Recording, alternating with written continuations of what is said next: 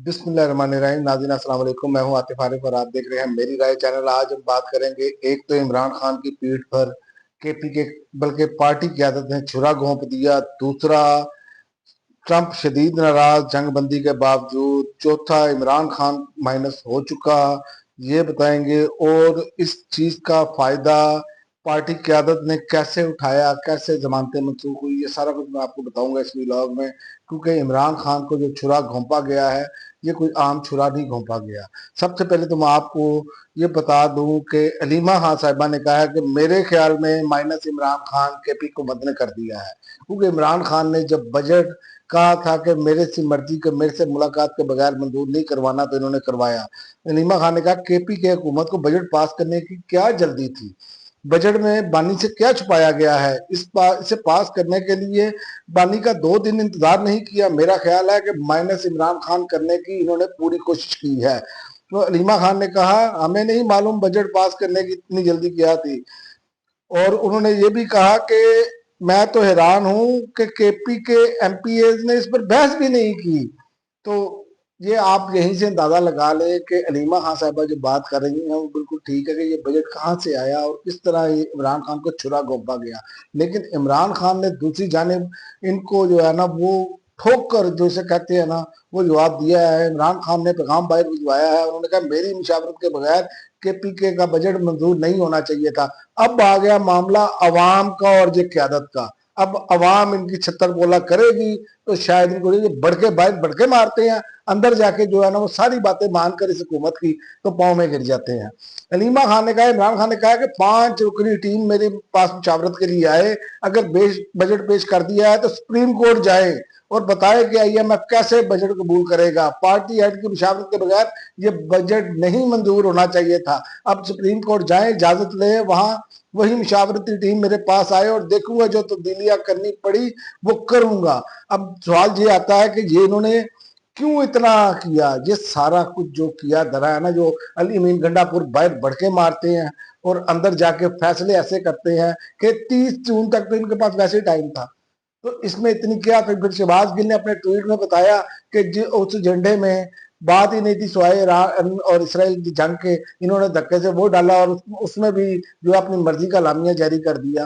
तो इन पर इतने सारे सवाल इस क्यादत पर उठ गए हैं।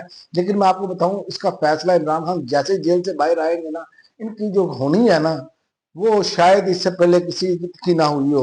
और दूसरा, ईरान इसराइल की जंग का भी इन्होंने फायदा उठाया। ये जो गद्दार क्यादत है ना, इन्होंने ईरान इसराइल जंग का क्यादत ने फायदा उठाया है। खान की धड़ाधड़ जमानतें मंसूख हुई तो उधर एक दिन पहले बजट मंजूर।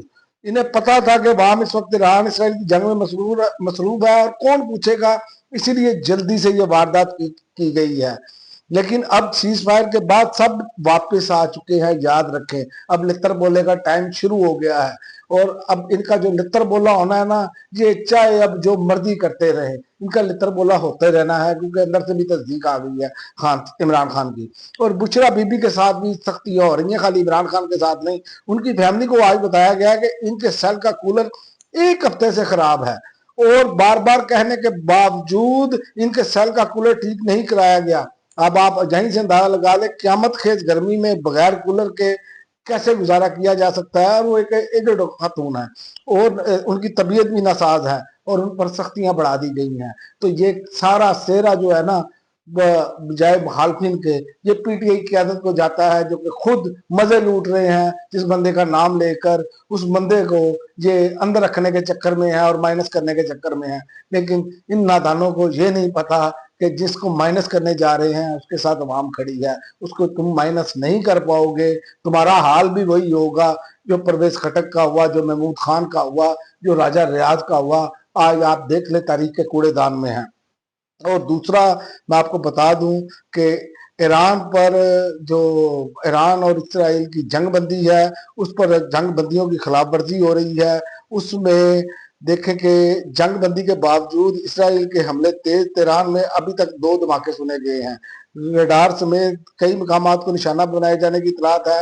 ईरान के प्रेस टीवी का समाजी राब्ते की वेबसाइट पर एक्स पर उन्होंने ये बताया है।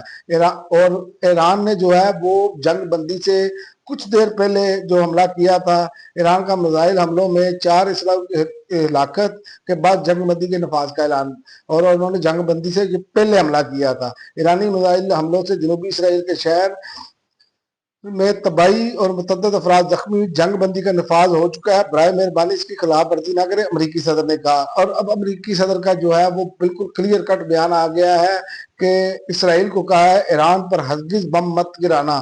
ٹرمپ اسرائیل پر برہم، فریقین کو جنگ بندی کی خلاف ورزی کا مرتکب قرار دے دیا۔ میں ایران سے بھی خوش نہیں ہوں لیکن اسرائیل سے شدید ناراض ہوں۔ ابھی اپنے پائلٹ کو واپس بلاؤ، ٹرمپ کا انتباہ، نیتن یاہو کو فون۔ اسرائیل نے جوابی حملہ ناگزیر قرار دے دیا۔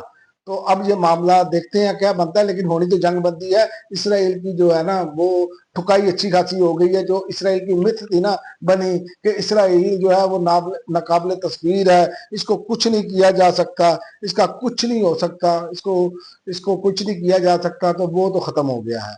اور آخر میں آپ کو بتا دوں کہ لاہور ہائی کورٹ نے 9 مئی سے متعلق 8 مقدمات میں عمران خان کی ضمانت کی درخواستیں مسترد کر دی ہیں۔ عمران خان کی ضمانتیں مسترد ہونے کا جو دکھ ہے، صدمہ ہے، وہ اپنی جگہ پر ایک شوق ہے، لیکن جب 2 رکنی بینچ عدالت میں فیصلہ سنانے آیا تو کورٹ رپورٹر کہہ رہے ہیں یہ کہ عمران خان کی وکلا ٹیم کا کوئی وکیل کمرہ عدالت میں موجود نہ تھا، نہ کوئی عہدیدار، نہ رکن اسمبلی، نہ ہی ٹکٹ ہولڈر موجود تھے۔